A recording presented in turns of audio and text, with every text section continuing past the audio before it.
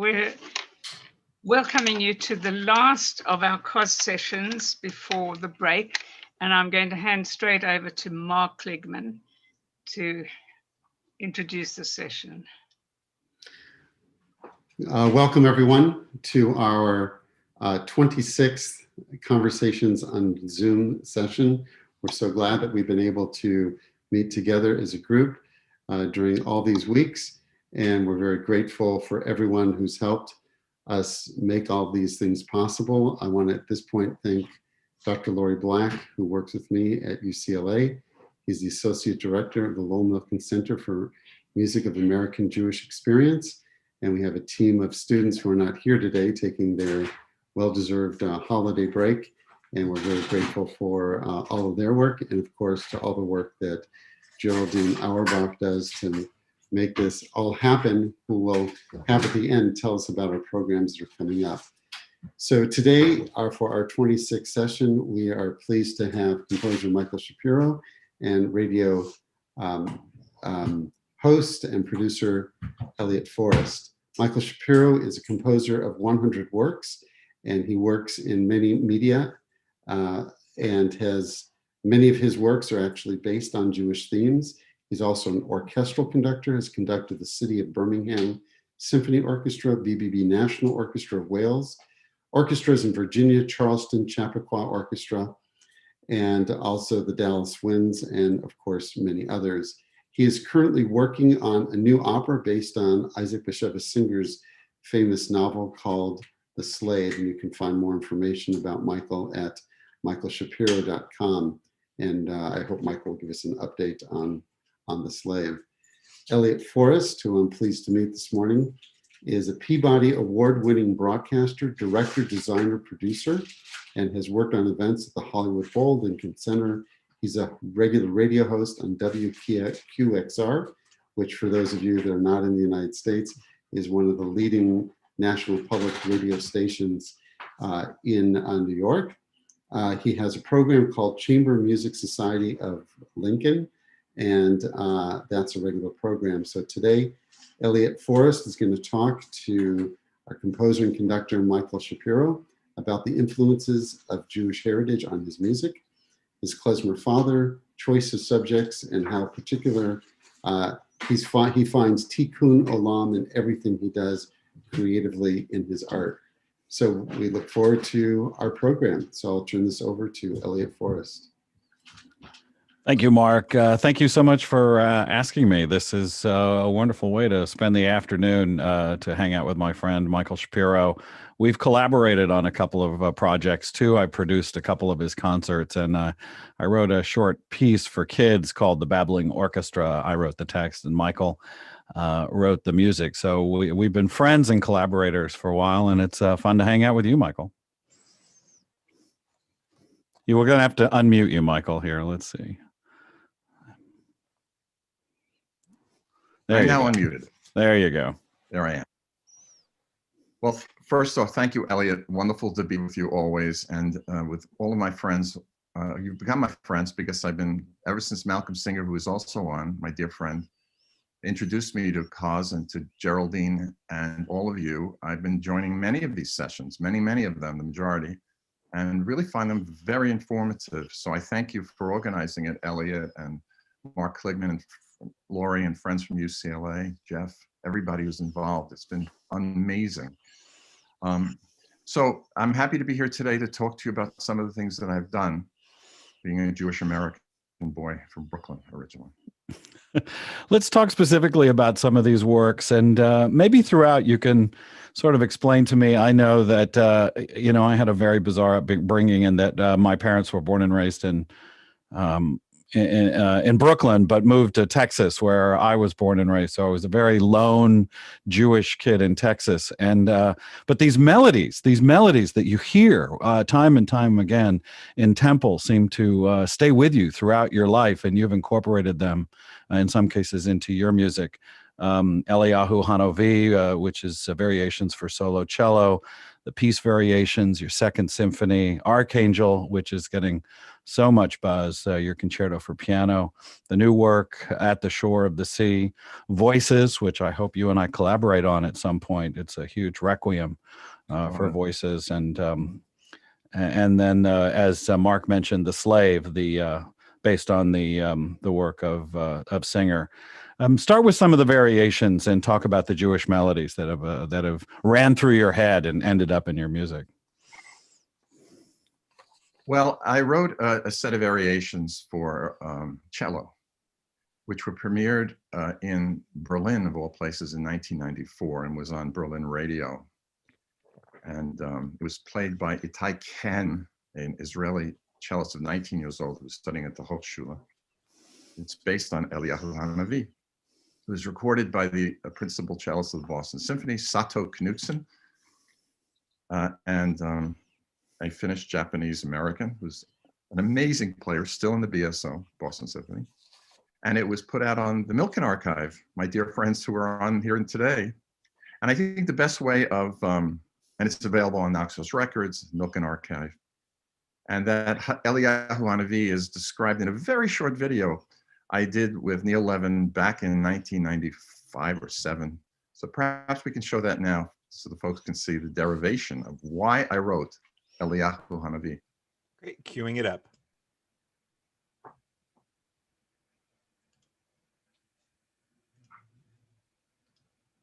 Five or 7. So perhaps we can show that now. All right, here we folks go. can see the derivation of why I wrote Eliyahu Hanavi. Great, queuing it up.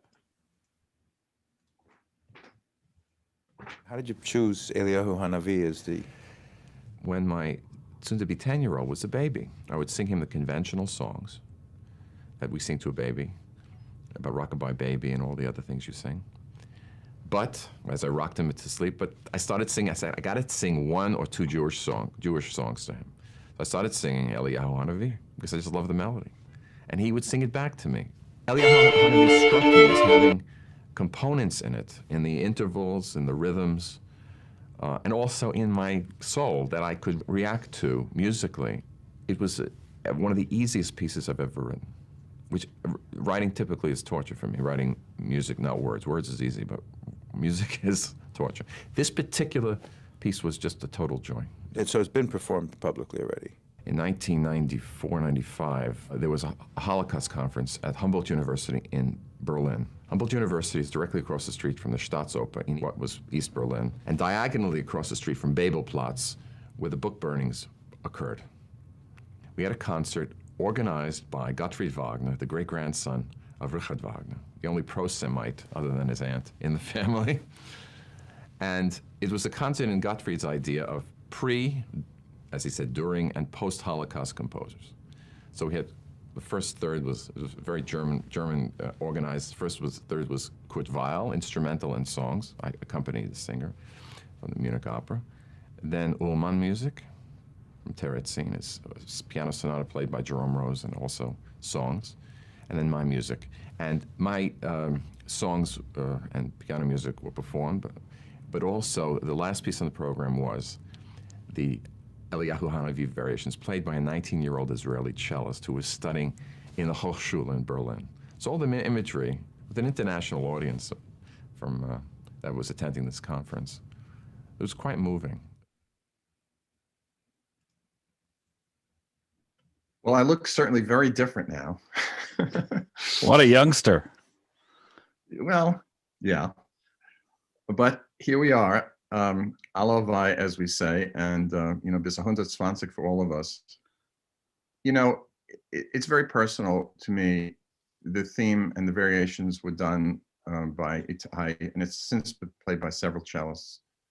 But it's available on Naxos Records through the Milken Archive, and also on my own label, Palminic Records.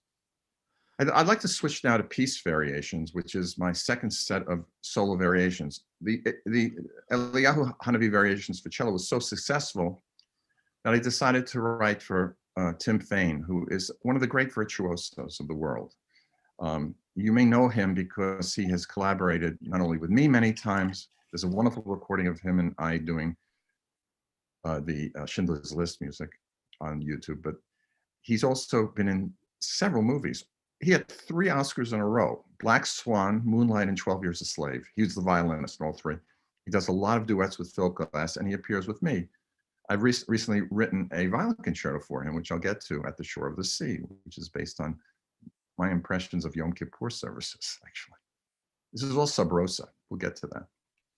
But my piece, Variations, is my memory from shul, basically, of Shalom Aleichem, which in my synagogue, Sha'arei Tefillah, brings in Friday night services. And in true variation form, it turns the melody inside out in 18 chai variations. The first set of variations is I think 8 or 12, I forget, but this one's 18. And it takes Tim Fain through all these iterations. It is available on all platforms for download or to listen, from YouTube to Spotify, all of them. And Timothy's remarkable. So first we're going to hear the theme, which you all know, and then the virtuosic 17th or penultimate variation.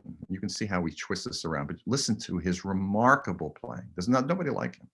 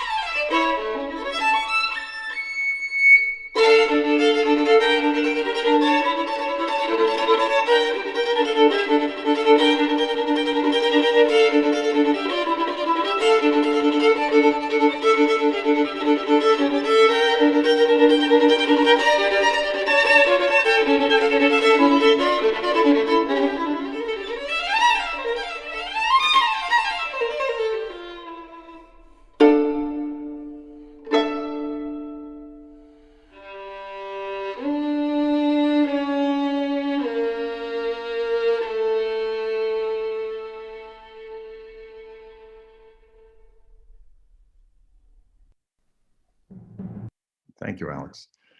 You know, I don't know if the audio cut out a little bit, but the playing is so extraordinary. And Tim Fain has taken this literally around the world. He plays it solo and people just dazzled. It takes a full half an hour, the 18 variations with the theme. It's really quite remarkable what he does. Some of the variations, by the way, have kind of shtetl remembrances, at least in my fascination. I even have my cousin Heinkel in there. We can talk about that off screen one of these days.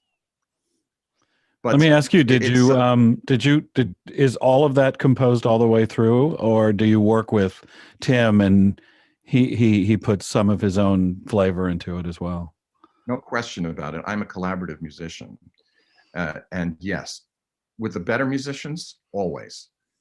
Remember that Verdi, when he wrote an aria for Maria Malibran, had to transpose it because she says, I don't like the tessitura. I'm completely collaborative. And he only makes it better, Tim. Tim is the editor of the Piece Variations. He's the editor of my second and violin and piano sonata. He's the editor of At the Shore of the Sea, my new violin concerto, because he's the greatest violinist I've ever encountered. I know them all. He's extraordinary. So yeah, quite much. Do you want to talk about your second symphony?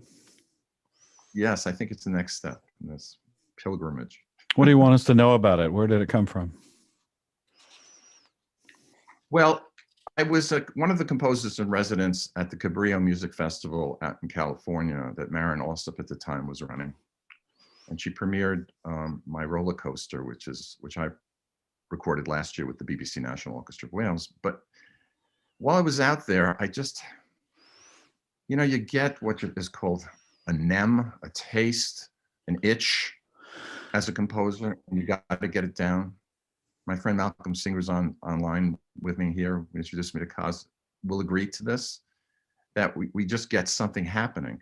I had written my first symphony in the 90s, which is a song symphony based on poems, penny each, of James Joyce, one of my favorite poets. But I hadn't written a conventional 4-movement symphony, and being a symphonic conductor, I said, I had to do it. I had to have what Alex is calling the neshama, heart. Yes, I agree. So what I do want to say is I then thought of writing this symphony with an opening statement, a scherzo, a slow movement, and a concluding section which would end in what I thought of as transcendence. It's a large work. It's 40 minutes. Now, I can tell you in general terms right now that I can't write anything that does not come out of my experience as a Jewish boy, growing up in Brooklyn in a 2-family house with my mother's parents. They were refugees in 1920 with the 1-year-old Zhenya, later to become Jean Moak, my mother. So I lived there with my grandparents, my brother, and my parents. And we spoke Yiddish in the house. Although, like many Americans, they spoke Yiddish and I was supposed to not understand. But of course, I and my brother learned how to speak Yiddish by listening. It was just the funniest thing. And then we would never speak Yiddish back to them. We just let them talk Yiddish so we could understand what they were saying about us. It was great. But in any event, I used to go with my father to visit his mother, who was Polish. So we have the Ukrainian side living with us in a 2-family house. And my grandfather, the Ukrainian was a derivation, was a very successful dress manufacturer. But my father's mother, Annie, Chaya, lived in a poor neighborhood in Brooklyn called Brownsville. And I learned about her childhood in Bilgeroy, which I later learned was the town of Isaac Bashevis Singer's grandfather, who was rabbi there in Bilgeroy. And I later learned that my grandmother, Chaya Annie, her rabbi was Isaac Bashevis Singer's grandfather. And to make this even crazier, her relative and my relative, my cousin Pesach, went to Cheder with Israel Joshua Singer, who wrote The Brothers Ashkenazi. So you'll see how I segue into the slave a bit later. Now, Chaya's, or Annie's son, was my father, Sam Shmuel, born in Brooklyn, in the apartment that Annie and Barnett, born Baruch, lived in Brooklyn. And he was a klezmer clarinetist, my dad. Following in the tradition of some klezmer in Europe, we don't know the name, but was a violinist. The Fiddler on the Roof comes from my family, probably. And my father, Sam, a klezmer clarinetist, studied under Dave Terrace, who there was a COZ broadcast a few weeks ago about the greatest clarinetist in my book, klezmer clarinetist since until David Krakauer now, was Dave Terrace, who I met. My dad spent his days as a court stenographer because my mom said she didn't want him out at night doing club dates. But he continued to love Borscht Belt and Second Avenue Jewish music, and also exposing me personally in Temple. One of the other major influences, and I must say major, was exposing me to jazz. Because in the 30s, my dad used to go up to Harlem to hear Chick Webb's band, and he became very friendly with a 15-year-old girl by the name of Ella Fitzgerald. Again, you can't make this stuff up being in New York. So talking about concerts, the ability of being in New York as a kid who was listening to klezmer music, Dave Terrace. I went to Second Avenue Yiddish Theater when it still existed. I saw Menashe Skolnick perform. Crazy stuff. Mickey Katz, to talk about the name of Mark's chair at UCLA. I heard Mickey Katz. We had herring boats with bagels and lox in my house. Joel Gray's dad, right? Joel Gray's dad, and who you know very well. Well, I've met and interviewed him several times, but I love talking to him about his father. He's the best. And then Jennifer Gray's granddad. So in any event, this was the world. But in addition to all of that mixed salad that I talked to you about, I became the, quotes, classical composer. My father wanted me to do accordion club dates, and I even learned a little accordion. Well, wow, I went to Carnegie Hall. So I heard Rubinstein, Gilels, Kogan, Milstein, Lenny a lot of times. Got to meet Lenny, be with Lenny, Ernest Ansermet, Charles Munch, I'll never forget his La Mer, Erich Leinsdorf, Brahms, fabulous, Ormandy, Shostakovich, Schulte, Wagner, Stokowski, everything. Not to mention nights at the Met with Birgit Nielsen, John Vickers, Peter Pears, who I spent a day with. You know, Karajan, of course, conducting De Valcura, Corelli singing Tosca, Pavarotti singing anything, so many others. This got into my skull. So this kind of mixed situation occurred. I studied composition with prominent people here. When was your first formal music education? When did that start? Well, 9 years old, maybe. I studied many different instruments. I studied French horn and saxophone and clarinet. But then piano, very seriously. I studied with Consuelo Elsa Clark, who had taught at the New York College of Music from 1918 to 1968. And she was a student of Bauer, the great pianist. So, you know, I had the tradition too. Her great aunt was in the 1886 Bayreuth Festival. You cannot make this stuff up. So I ask you, this is the longest thing I'm going to ask you to listen to. It's a 7-minute scherzo, the second movement of my second symphony. I conducted the City of Birmingham Symphony in the UK, the great CBSO that Simon Rattle had for so many years, followed by Andros Nelson, among others. Great orchestra. And we recorded my second symphony on the overture to my Frankenstein, which is my most popular piece. It's at 50 productions worldwide, crazy stuff. But in my second symphony, you'll note in the scherzo, I threw in a little Sam Shapiro, which nobody got, I can assure you, in the CBSO. Was gewesen is gewesen, is nito. What was, and is no more. You'll hear it in the horns at one spot. So please listen to this tribute to my father, Sam, and his Yiddish Tom, in this kind of crazy Hasidic dance, at least influenced by it, again, through my prism, not necessarily, you know, Hasidic tanz. It is my scherzo, my quotes, joke. Second symphony, second movement, scherzo, CBSO.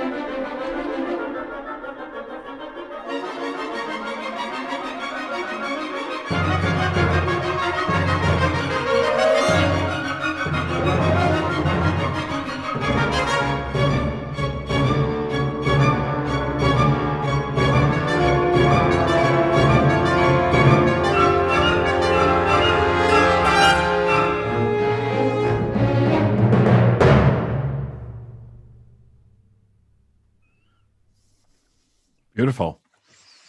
What a great orchestra, no? That was great. Thank you. You know, I just want to say one thing about it. I had a memory. I went to a Farbrengen with Rebbe Schneerson once, with friends of mine who were on Lubavitch. And this movement kind of sums up that Farbrengen in a way, if I may, you know, with the kind of, you know, they started in the middle, he would speak in Yiddish and then he would bless everybody. I got blessed. I held up my cup of wine. And then he would stop and then suddenly sway like this and go into a nigun, and the place went wild.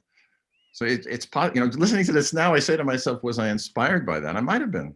This is a very profoundly, deeply Jewish piece, this scherzo, no question about it in my own mind. Now, is it that I'm taking a Jewish theme and melting it around? This is the important thing for the musicians in this call, all of you. No. It is whatever comes out organically from my ethos, from my background, from everything that I am as a person, and I let it out. It's a great amount of work, but it happened. And I'm very proud of that movement. It's got great shape. And I think it does summarize a great deal. The rest of the pieces, the movements are very different. They summarize other things. Also, we're getting questions along the way. We might as well address them, I think, because it's on target with, you know, the moment that you're in right now. Okay. Malcolm was asking about some influences. I thought I heard a little Sibelius myself. You're not the only person who said that. John Mauceri said the same thing. Isn't that funny? I think a number of us heard that. Do you think that that's fair? No. Orchestration wise, perhaps. But I know the Sibelius symphonies very, very well. And he's been a wonderful influence on me to a sense of maybe sound, but not in structure. But it's interesting you said that, because Mauceri, our friend in common, has also said the same thing. Right. Let's continue if we may, because I know time is short. Let's talk about these concerti that you have. You've got two, one for violin, one for piano. Archangel in this last year is getting a lot of airplay, and unbelievable. It's gone viral. It's just astounding. So why do you think that is? Well, just some of you folks know that I had COVID-19 pneumonia in March, right out of the box. And as my family, a lot of people here in Marge's house had it as well. Not as bad. Kids didn't as bad, but everybody got it in the house. And I was in hospital, and it was terrible. When I got out, I have a wonderful guy that works for me in public relations, Max. And Max said to me, he calls me on the phone while I'm in the hospital. He says, Michael, Sirius XM wants you to be on Living American. So I say to him while I'm in hospital, I'll be on Dying American. Thank you very much. So I did get on Sirius XM another 6 weeks later when I gained my breath back. And I spoke about my music. I spoke about Archangel. And Max proceeded to get it out to all the radio stations. It had already been on the BBC, but he then got it on CBC, Canadian Broadcasting Corporation. And then about 50 stations here in the United States. It just went off. And I got something like 30 interviews from the radio stations, a lot of National Public Radio, so forth. Wonderful stuff. Why did Archangel take off? And I think the reason is the basis of the piece and the title. And then people heard it and they said, oh my God, we have to play this.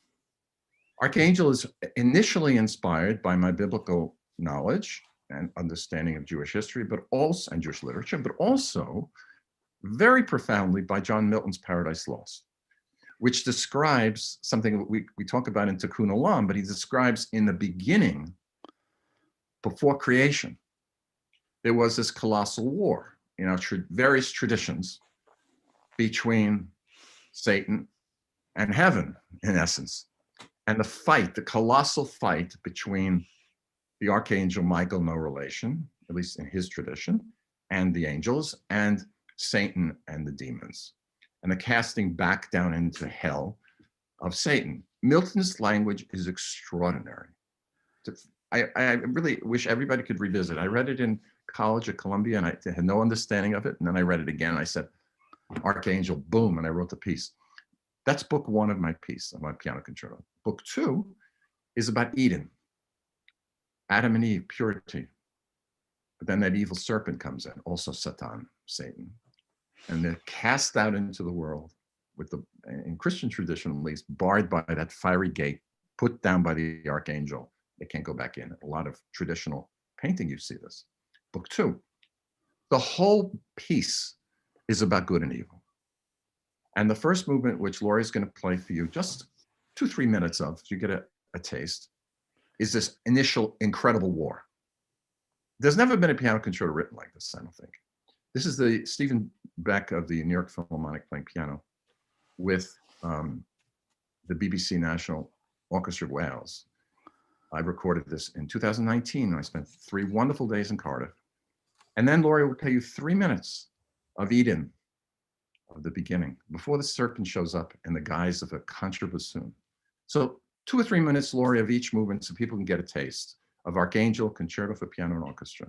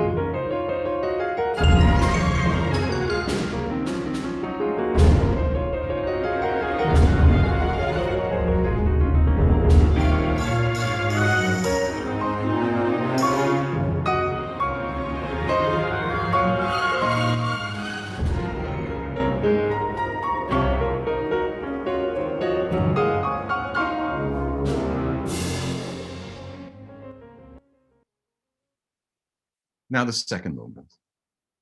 We're in Eden now. No more war, at least for a while.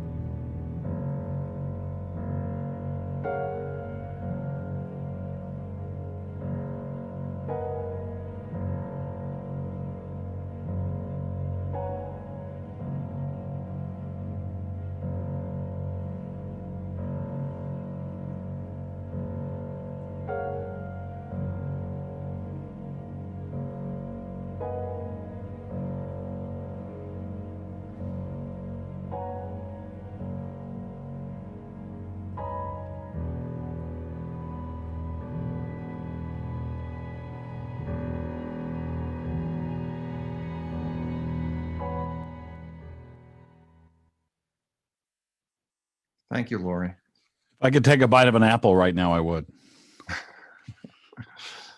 Well, you know, the movement becomes, it starts, listen, after the war of the first movement.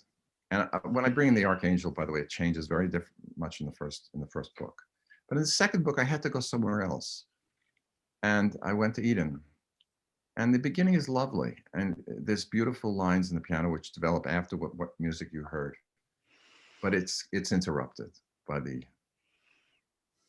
contrabassoon and the serpent. Now, I just want to say one final thing about Archangel, and I welcome your further comments on it after you hear the whole piece.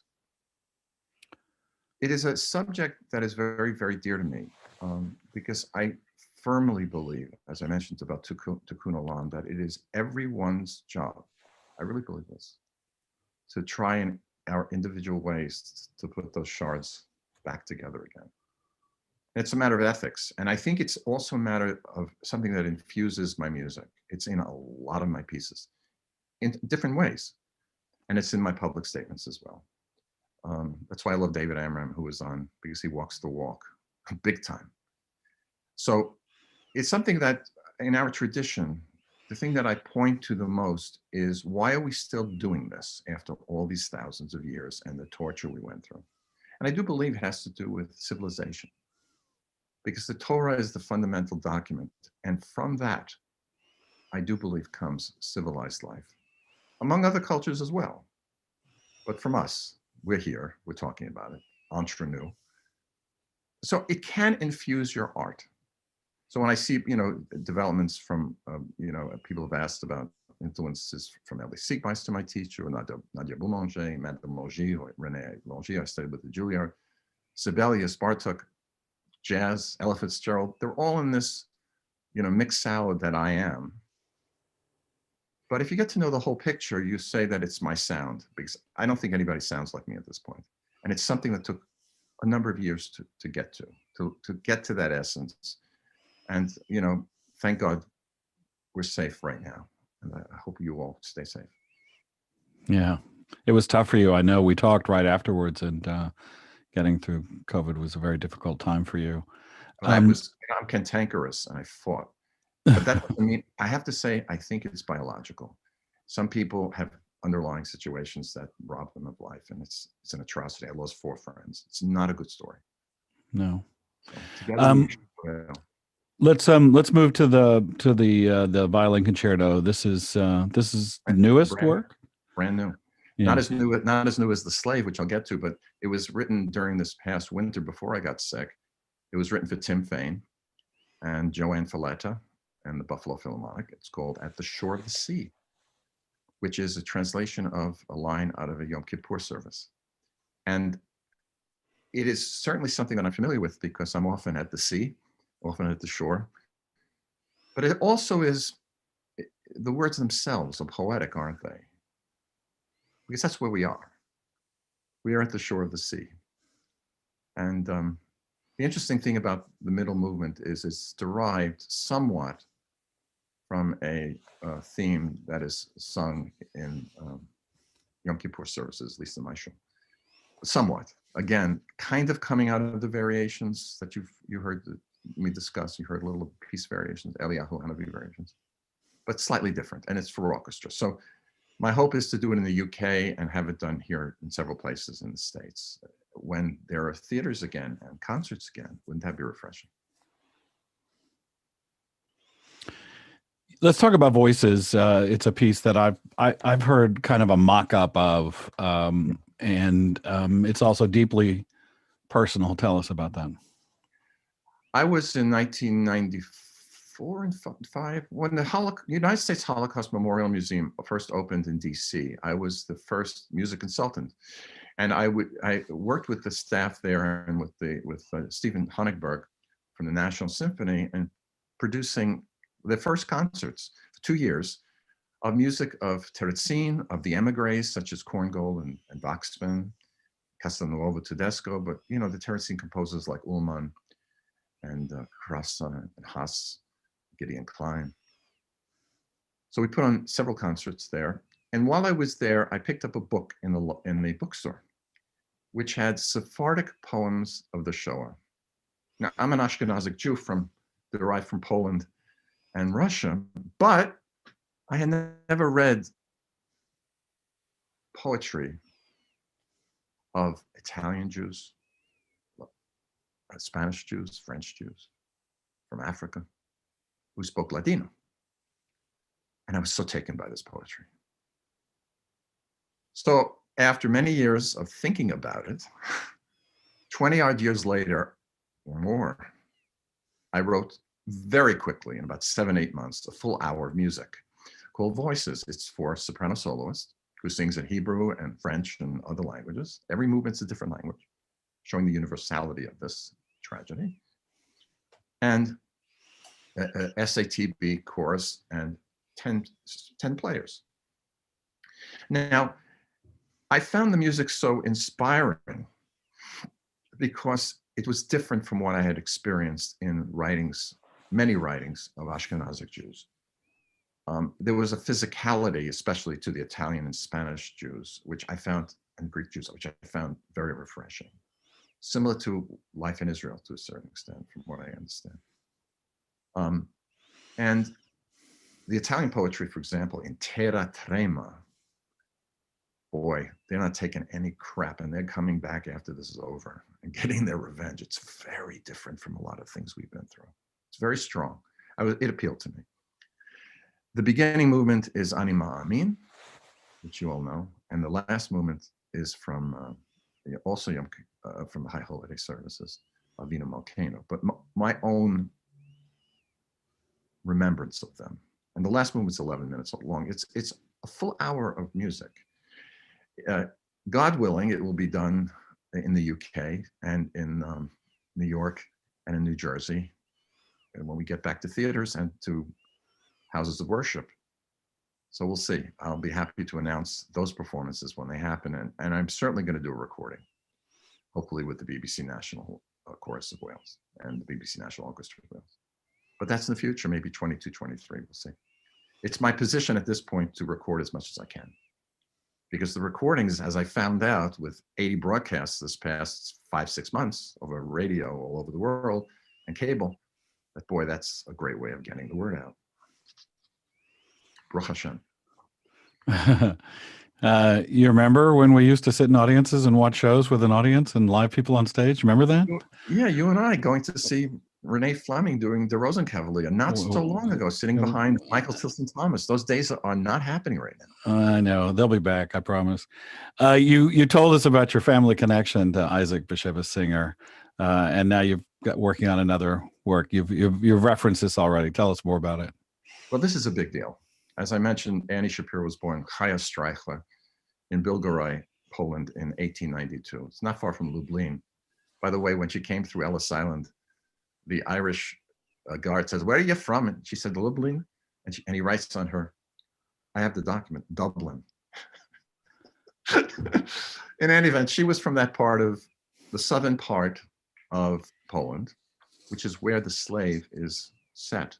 However, in 1648 to 1652, during the time of the Chmielnicki massacres and the plague and the Swedes, and horrible stuff going on in Poland, in my neighborhood, as it were, and maybe many of yours. So I read it in 1971. I was 20, and I said, that's an opera. Got to do this. So what did I do? I wrote to Singer. I found out, I looked in the phone book and I found him. He lived on 86th Street in a building with a courtyard. So I sent him a letter. He writes me back. You may even be a famous man. I know nothing about opera, Singer says. You have to speak to Lila Karp. She's my agent. She'll decide. Well, I wrote to Lila, but then Paramount Pictures got involved. They never did anything. He then won the Nobel Prize in 1978. So go forward 49 years. And right after I was recovering from COVID, I got the rights. And I'm writing an opera now based on The Slave, 2-act opera. Hannah McDermott, a poet who studied at Oxford and Juilliard, is writing the libretto brilliantly. Pardon the cough. I'm going to take a quick water. While I do, I want to indicate, Jeffrey, I'm sorry, before Jeffrey comes on, but Elliott, you were going to say something. I just wanted people to know that while you're drinking some water, there'll be some time for some questions, and that if you want to write your questions into the chat section, feel free, and we'll address as many as we can when we very get soon. Now, we can talk. Should we talk about some more of these situations about the slave, and then I have a nice announcement to bring in. Yeah, from hey, it's your hour. Whatever you want to do. Well, what's the impossibility? What's the story underlying the slave? Well, the slave is about forbidden love. A Jewish man, kind of a yeshiva bucher, who's married to a woman that he doesn't really love and 2 kids that he barely knows. There's, in Yosefov, a real town, there's a horrible massacre, a pogrom by the Cossacks, who, by the way, tried to kill my mother much later. Different story. In any event, he sold into slavery, Yaakov, and he's bought by a poor Polish tavern keeper. He's kept on a mountainside tending a cow and cutting grass, and doing menial labor for 4 years, and he becomes very strong doing manual labor. His slave owner's daughter, Wanda, falls in love with him, Catholic girl, in a kind of primitive Catholicism of the 1650s. It was a little on the, pagan side at that part of Poland in those days. Again, my grandmother's area. And they join in love. In 1652, during the Chmielnitsky massacres, post those massacres, and horrible feelings towards the Jews in Poland, and horrible feelings by the Jews towards the Poles, Singer, with his laser vision, pulls no punches. And that's what I love about him, because it's all about humanity. So we have the first book called Wanda, or the first act, I should say, called Wanda, and the second act called Sarah, because she has to convert. He puts her into a mikveh, which is the local stream. It's fascinating stuff. And they escape. He takes her out of the Polish village after he's almost killed by some of the Poles. And they go to a new village that's being rebuilt. No one knows them there, and she has to be silent. You can imagine what happens. She gets pregnant, there's a baby. She screams Polish when she's going through labor. She dies. He steals the baby away. Where does he go? He goes to the Holy Land, as it were, where he becomes a holy man. He returns much later. His son is now a rabbi in Jerusalem or someplace. And he meets his wife as he dies. And that's the end of the opera. It's really quite something. It's Romeo and Juliet, love conquers all. But my question, and this is what Singer does to us, is it really the case? So like Singer's great knowledge and talent dramatically is it so simple? Nothing's black and white. And it gives the opera composer and the opera librettist and the theaters that will do this the ability to operate on many levels. So for me, this is my third opera. It is just magnificent. And I will say very honestly, it is coming out so easily because I've been thinking about it so long. And I hope that we can meet in a theater someday and have it. This tension and catharsis, this opera that's waiting to be sung. So I love these stories that Yeah. are projects that are just sort of passion projects for a really long time that sit in your head. I think that, I mean, well, tell us, do you think the gestation period helped you in a way figure out exactly what the story was? Question about it. Thanks to God, I have children and grandchildren. I've lived a life, but music, pours out of me, and I write quickly when I think about it a lot. So I want our friend Jeffrey Fisher, to put his thing on sound. No more mute, Jeffrey.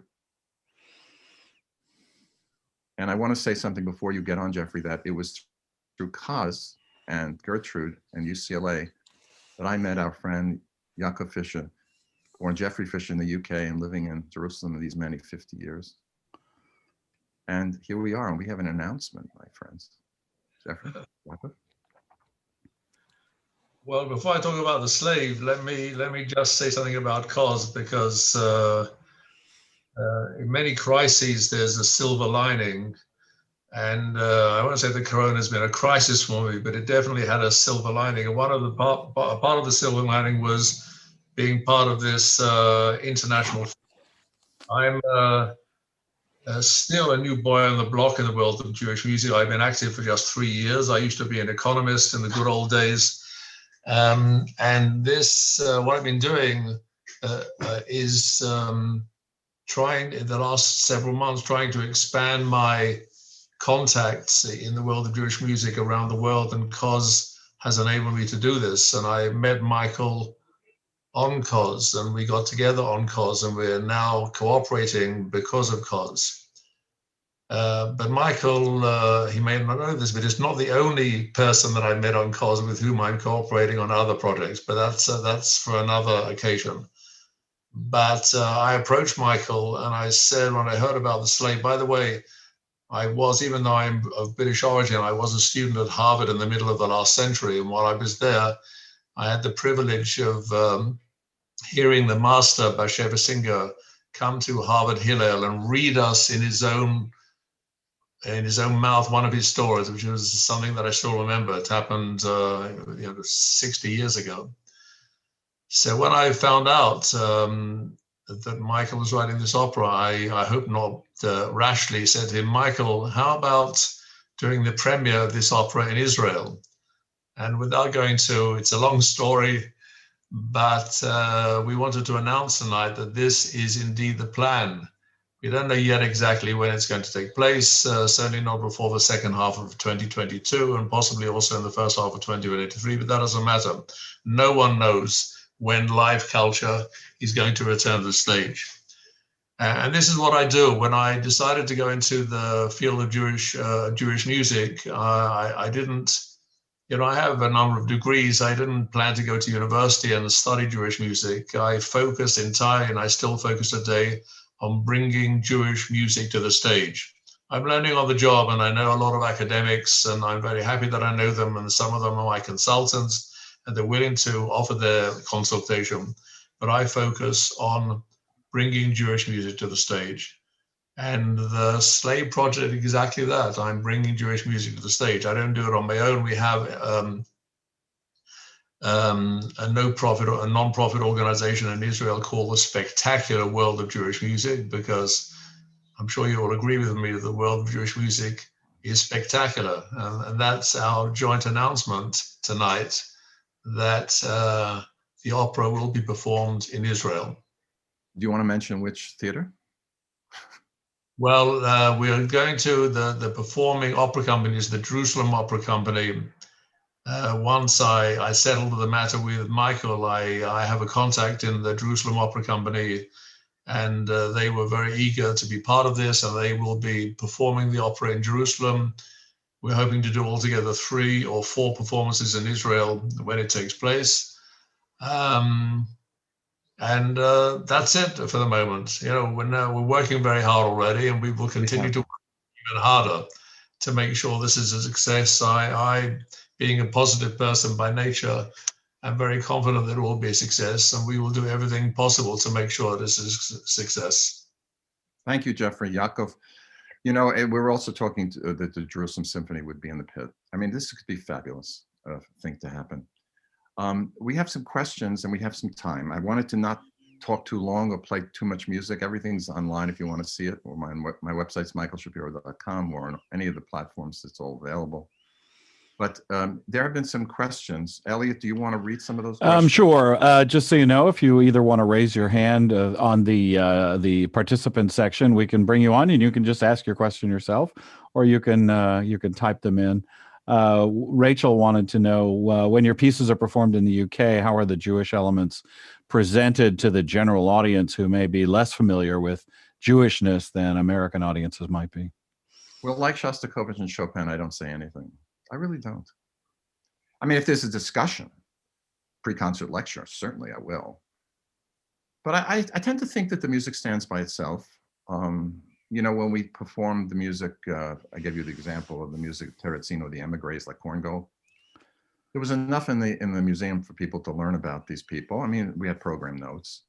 I don't know, it's an interesting question. So for example, when I conducted the CBSO in my second symphony and in the Frankenstein Overture, or Archangel with the BBC, I didn't explain to the players what was going on. I spoke completely musically. Soft, loud, phrase this, cut off, together. You're not in tune. That was the wrong note. that's when you're working with the musicians. With audiences, the pre-concert lecture does help. I was on a call recently with Giancarlo Guerrero, who's a wonderful conductor of the Nashville Symphony, conducts the Boston Symphony a lot, Chicago. And he was talking that he's found the pre-concert lecture to be very good. And he does it almost every concert. He does a lot of new music. So in answer to your question, Rachel, if I have the ability to talk, I certainly talk about derivation, the way you've heard today. But ultimately, the buck stops here, as Harry Truman says, and it's the music that speaks. And I look forward in my pieces to a universality, frankly. Does Stephen have a question here? We have Agnes has a question. I'm going to ask her to unmute, and Yes, she can ask. Hi. There you go. Can you hear me? Yeah. Yes, we can. Okay. Michael, your bio on your website mentions that you collaborated, well, with lots of important people, including Janos Starker. Yeah. And you accompanied him. In masterclass, he was brutal towards me, but yes. He hasn't played any like you. No, Janos did not perform my music. I was at a music festival and I accompanied him in teaching other cellists how to play cello. He was very stern, but we spoke a lot. He did not play my music. Apologies for this Not question. a problem. It would have been wonderful, but we were very different generations, and he was an immensely talented man. Okay, it's a shame, but thank you so much. Thank you. Thank you, Agnes. Thank you so much. Lori was asking earlier, and you addressed this a little bit, having a Klezmer dad clarinet. Overall, do you feel, and you mentioned the sort of mix of salad, but, you know, generally speaking, the jazz influences in your music, where do you see that coming up? Well, Lori mentioned his comments that he hears it in the second movement of the piano concerto. And I had never heard it, those chords, but you're right, Lori. There's no question about that. That's a little bit of... there was something very jazzy about that movement to me, where it just... it somehow resonated. Like every jazz pianist that I've listened to over the years, you know, just kind of filtered, I should say post 1960, it was kind of like filtering into my head. No question. I loved it. But you know, until you said it, I never heard it. Isn't that amazing? That's pretty wild. Listen, everyone, you're talking to a composer now who can talk to you about influences. What influences did I have to come on COZ? Malcolm Singer. Malcolm Arnold was my teacher. Malcolm Singer brought me to COZ. Hey, Malcolm. And I did not know about this group. And I've been, as you know, coming to many of the sessions. That's the influence of Malcolm Singer on me to get to here. Well, the influence of Sam Shapiro and Gene Shapiro and Bubby Shapiro, my Kaya, you know, and going to Shul and going to Broadway and going to the UK and going to Paris and going to this place and that place. We are sponges. The greater the artist is, the better the sponge. And I feel I'm a sponge. So it all comes through. The essence of Jewish music, I think, has to be somewhat that it's not only quotes Jewish or Jewish derived, but in this case, it comes from a Jewish boy who's been around and has conducted orchestras and done chamber music, plays piano and accompanied singers, been in the opera house, you know, in Broadway. I've done all that stuff. The film, enough, you do it enough, it comes out. And every experience I have, to me, is a joy. So the joy, I hope, shows up. Now, it's tainted by a lot of other things. Hi, Marcia. Hi. Well, thank you very much for an absolutely wonderful presentation. I confess that I am not, I had not been that familiar with your music, but a number of questions came up for me. The first one of which was, given the fact that you had this Jewish upbringing, I'll leave it there. You know, I don't know exactly what the extent of it was. Did you come to composing with Jewish influence as something that was in your bones and you really wanted to do, like right from the beginning? Or was it something that came up for you when you were thinking of ways in which you could build upon some kind of musical source, some melodic reference, etc., or rhythmic reference for that matter? That's a wonderful question. Well, it's what I was talking about before, all the many influences, Marcia. There's no question that the influence of hearing my father playing klezmer clarinet in the house and at Freilach events was very much involved, but we also were involved, as I told you, in listening to Broadway music, going to Broadway shows, going to concerts all the time, playing every piano sonata of Mozart, Haydn, Beethoven. I played them all. Schubert, I studied everything. I was, I got good enough to be an accompanist and be, a repetiteur at the Zurich Opera. I can play. So all of those things together, Marcia, were the ones that, made this sponge. I didn't say I'm going to write a Jewish piece. Eliyahu Hanavi, the Peace Variations, maybe that scherzo you heard, Archangel, Now the Slave. Sure, they're related to the Jewish background, shul, Second Avenue, music, Borscht Belt music, the whole thing. But also I'm an American growing up in New York, to a father who, it's a mix. So were you inspired by other ethnic musics? I'm curious about that, or was it just restricted to the Jewish? No, not at all. Not at all. Listen, I'm a great admirer of Mahler, for example, in every way. I have personal connection to him because my teacher, Karl Bombecker, came from Vienna, and I met people who knew Mahler, who saw Mahler conduct, who played under him. I've studied all of his scores. His life to me is very instructive about the conflicted Middle European Jew who has to convert to get a job, but was profoundly Jewish in his music, even though he was a universal composer, as we know. Shostakovich, no question. But I go even way back. I love Monteverdi. I love Josquin des Prez. I love Bach. I love Handel. The only composer I cannot stand is Bruckner. I cannot understand that. And people tell me, I'm not alone. People tell me you have to think of a cathedral. I say, I love the Glasgow Cathedral. I love, I love Milano, but I don't get it. That music doesn't, the jazz phrase, Marcia, did you ever hear send? It sends me. People used to say that. Sure. It sends me. It's a 40s term, but my dad used to say it all the time. Does a piece send you, Michael? I said, no. Well, yeah, it does that. I heard Louis Armstrong twice live.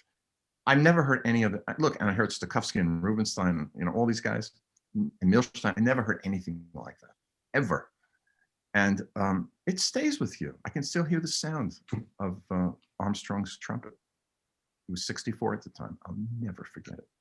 So yeah, these things are in me and they come out. And then so when I'm writing a scene that takes place in Poland in 1652, and you may say, oh, it sounds like this or same as it. Well, you'd say some Beethoven sounds like Mozart and Haydn, kind of, but he's really Beethoven. And Mozart sounds like Haydn, but he's really Mozart. So I'm curious, in the opera that you spoke with us about that had was during the period of 1648, the Khmelnytsky pogroms and all of that.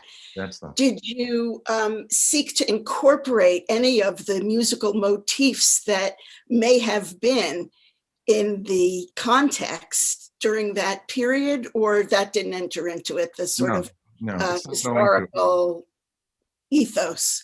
No, you're right. Well, I'm going to be precise.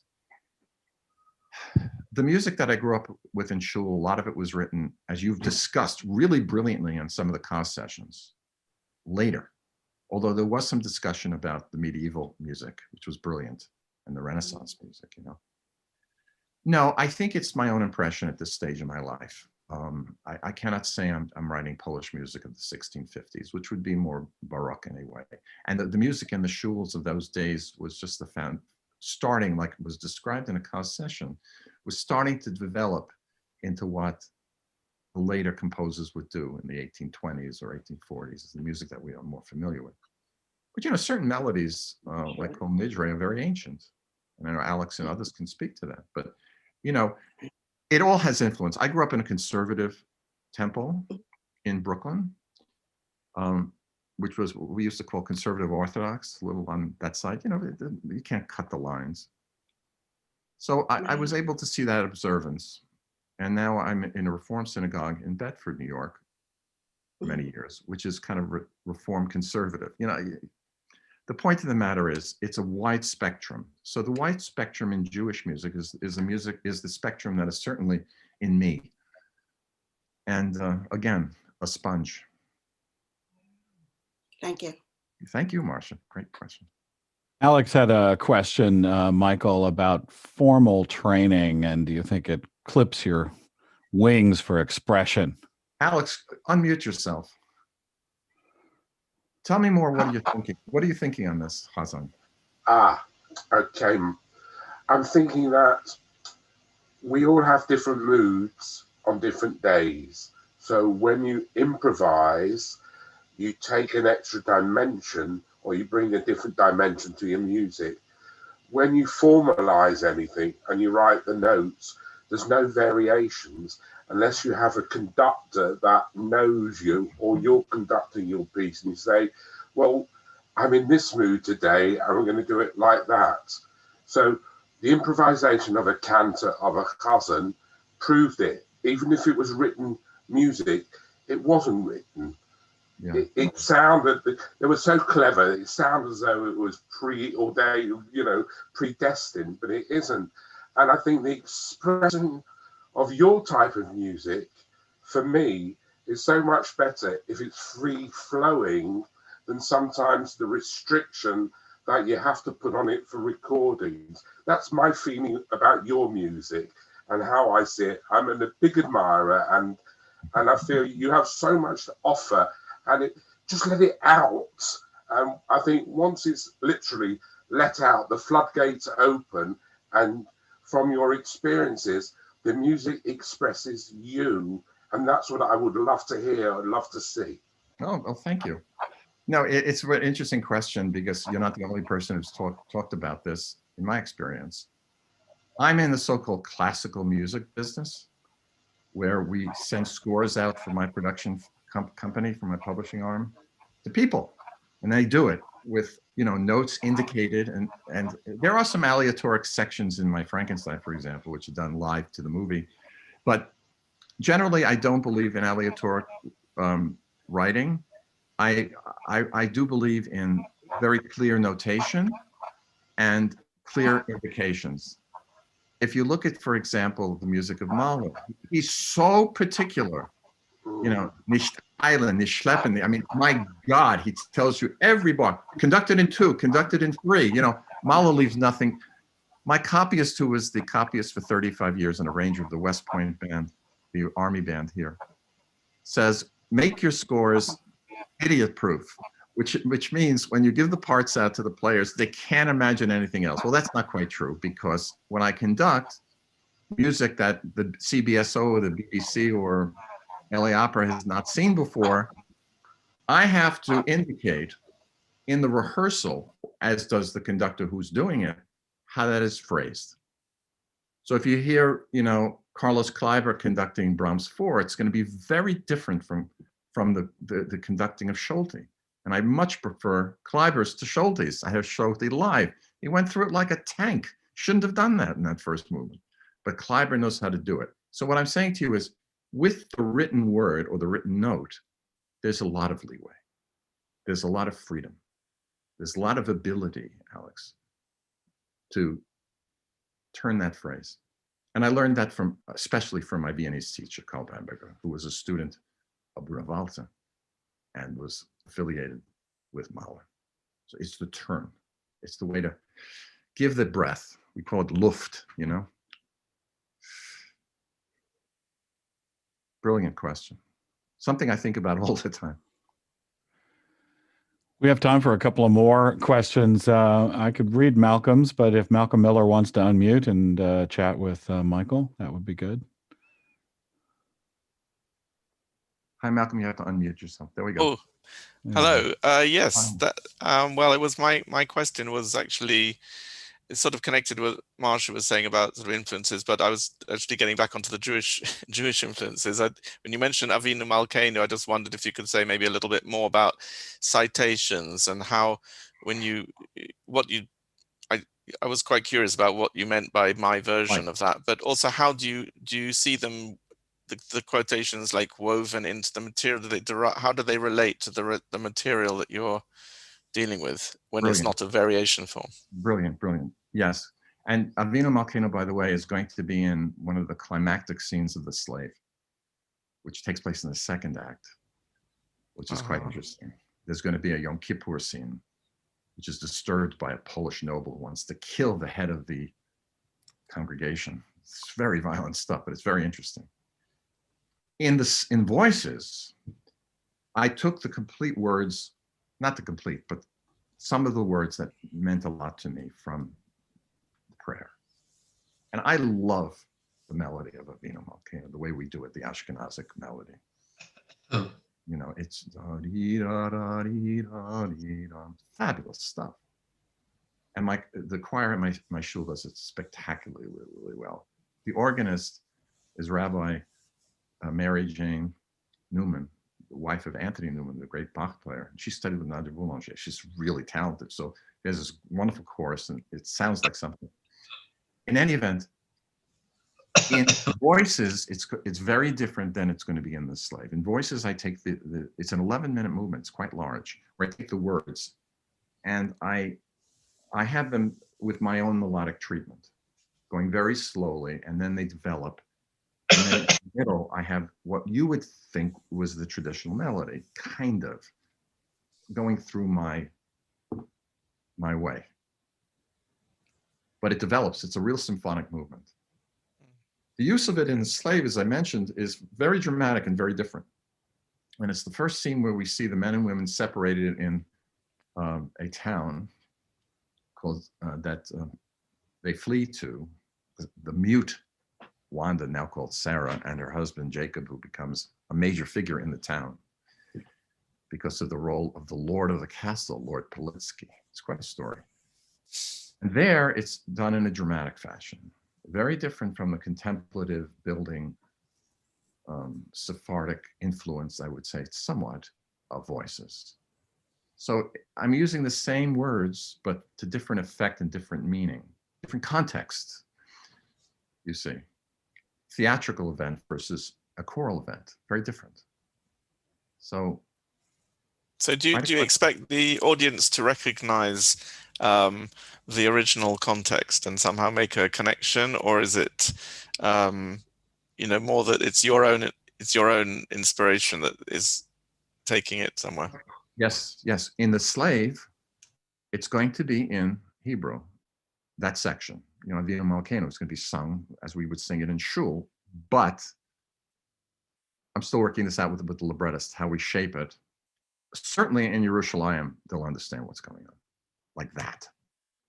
When the Voices is done, God willing, in Gloucester Cathedral, will the audience from Gloucester or Cardiff know what's going on? Maybe not. Do I care? No, because the words will be there. Every movement in Voices in a different language anyway. Italian, French, Spanish, Ladino, Hebrew.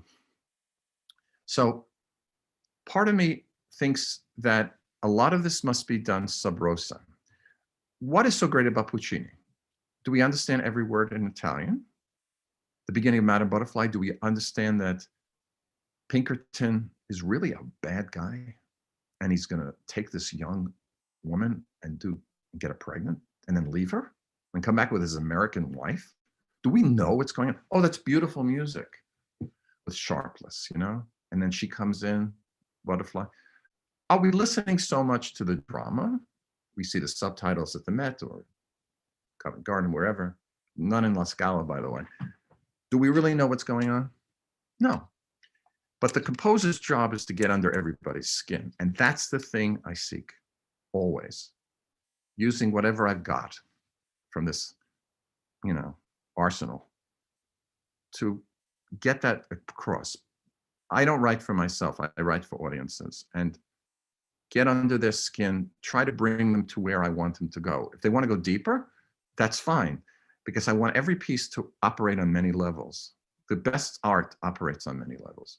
Freude schöne Götze. Oh, that's wonderful. How many people are listening to what's going on in the double basses?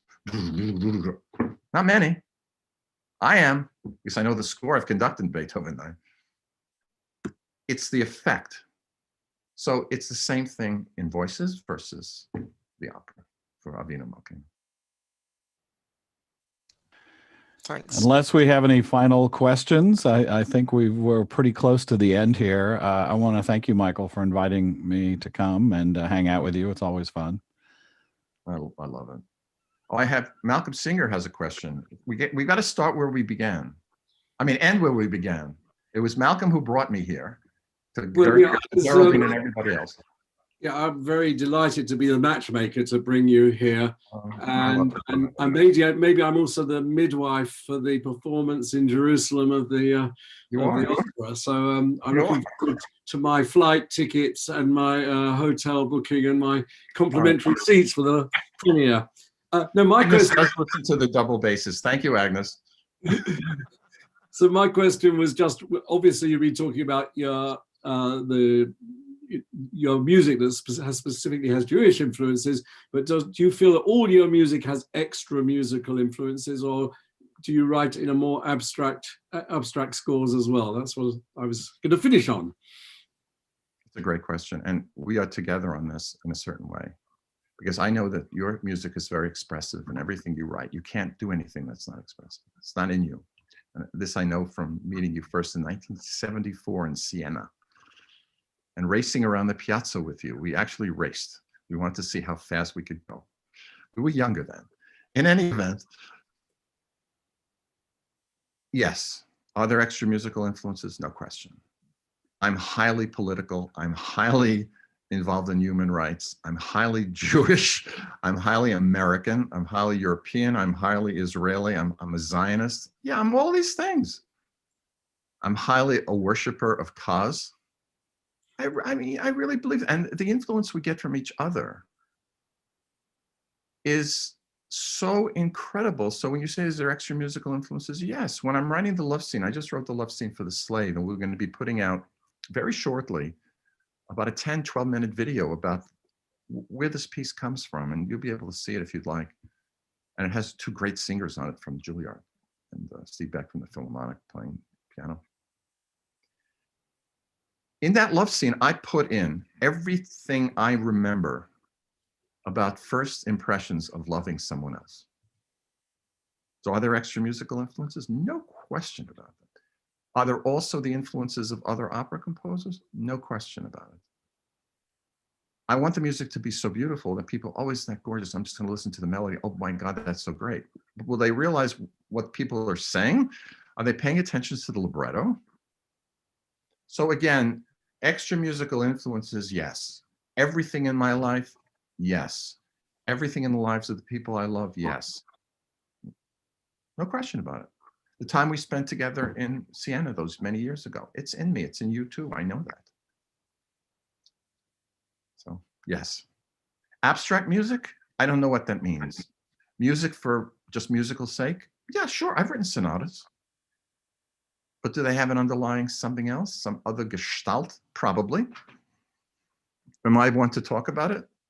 No, because part of the world, as you know, Malcolm, of being a composer and a creative artist is being a bit of a wizard. We don't give away all the secrets. We don't want to say everything, no. So I don't think that's the case. Bear with me 1 second. I'll be right there.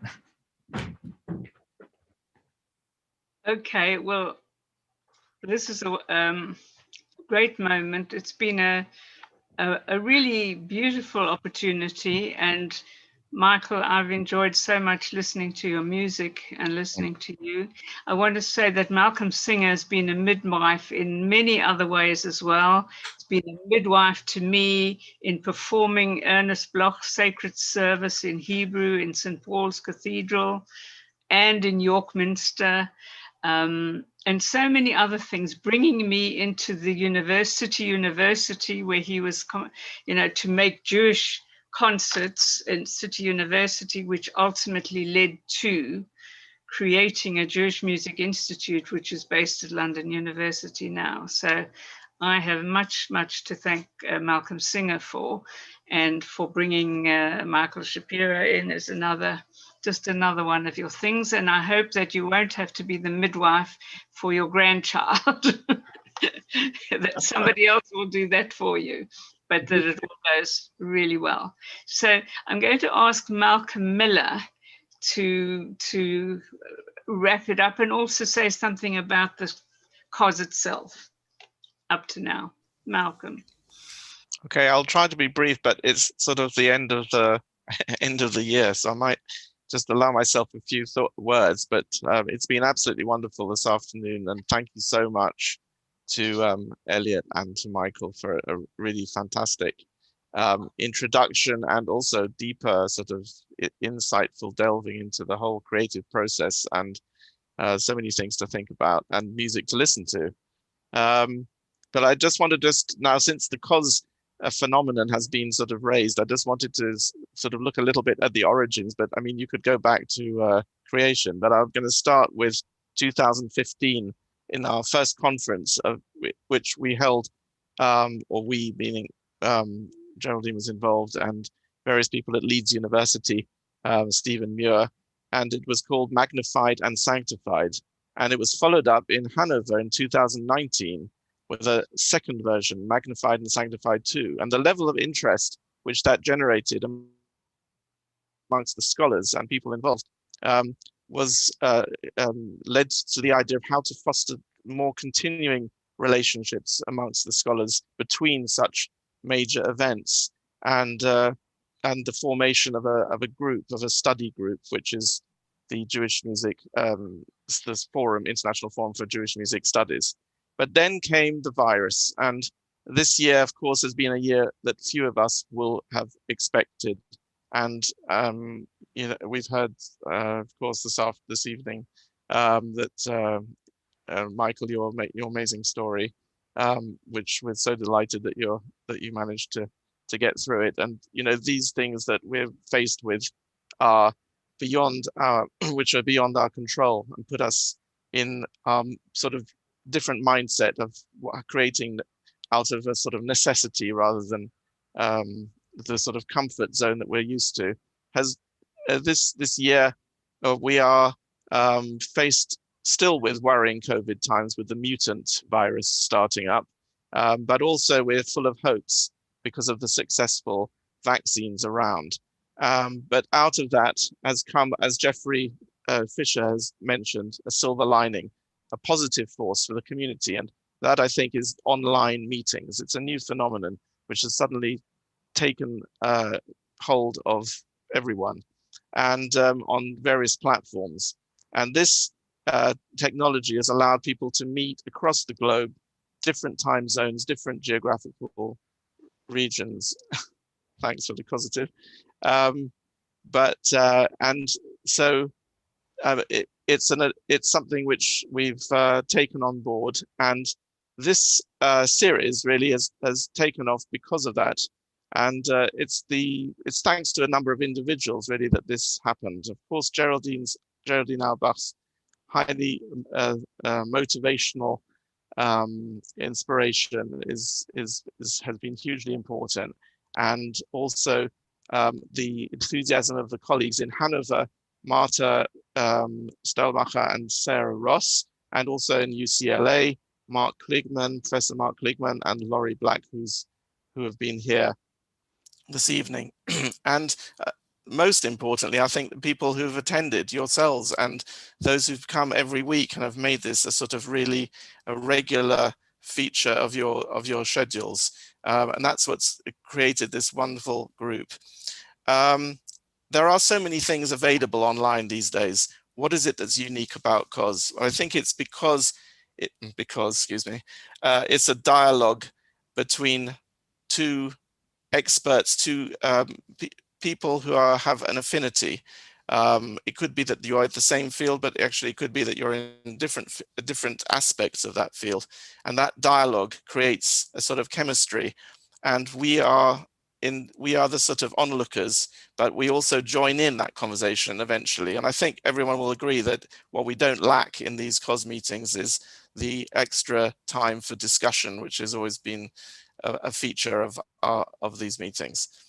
And the sheer range of topics that we've managed to cover since starting in June has been absolutely astonishing, and it highlights the breadth and relevance of Jewish music to the broader humanities, of which this is a part. And I just very quickly recall a couple of the highlights, starting with the initial COZ launch session, which was by Naomi Cohen-Zettner and Professor Eliyahu Schleifer on the topic of liturgical music. And we've seldom find in the academic realm liturgical music discussed with the same reverence as we do art music. But here the topic really came alive, as it did in the subsequent sessions, which were brought to us by composers, cantors, and scholars. Alex Knapp with Charles Heller, Matthew Austerklein with Abe Lubin, Jeremiah Lockwood with Hank Snetsky, Chazans and Chazanits, Baruch Cohen, Zol Zim, Yalda Rebling, Jack Kessler, and many others. And on the topic of choral music, thank you to experts, Rachel Edelstein, Daniel Padley, Mimi Sheffer, Ofri Yitzhaki, and many more.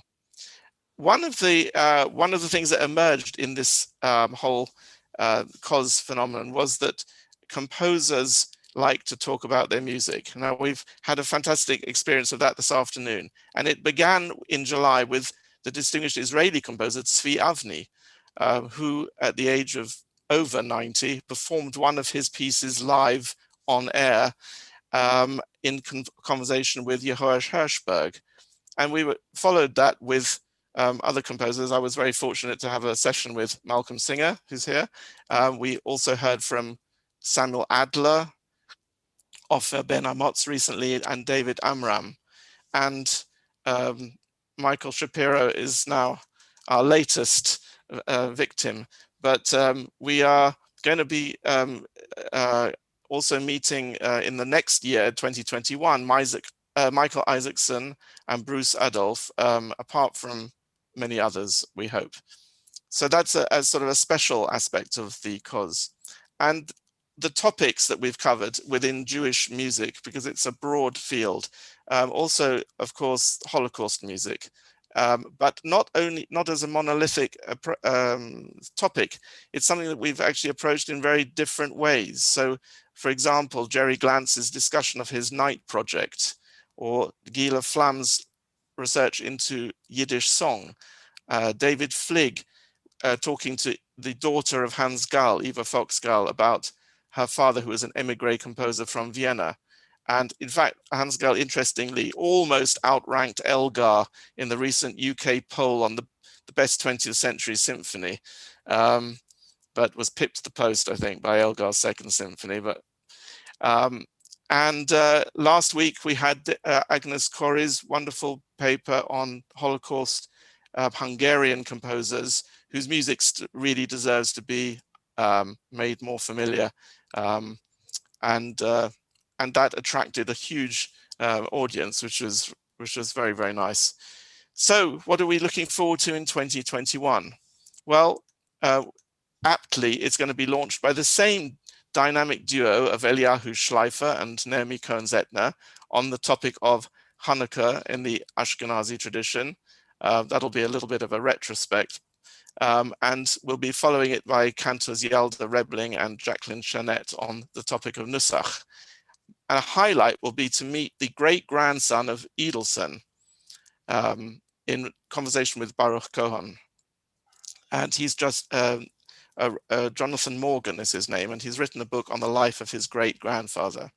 We have celebrities, Mark Slobin, Joshua Valetsky, looking at Yiddish folk song, Isabel Gantz and Susanna Weich-Schachak on Sephardi songs, and a return visit of Yehoash Hirschberg with his former student, Dr. Irit Jungerman, talking about pre-state Palestine music, and a tantalizing, interesting topic by Josh Horowitz on Judeo-futuristic poetry and music, Cosmic Diaspora's New CD, Purple Tentacles of Thought and Desire. Well, with a title like that, I think COZ is actually heading for the the billboards, and I think we might soon go sort of global and hit Broadway. But anyway, this is supposed to be a sort of intimate meeting, I think, of people who like to talk about Jewish music in all its different guises. And it's wonderful that we have reached out, and we're now on YouTube, we're now recording the sessions, and anyone who wants to look back over those past sessions can do so.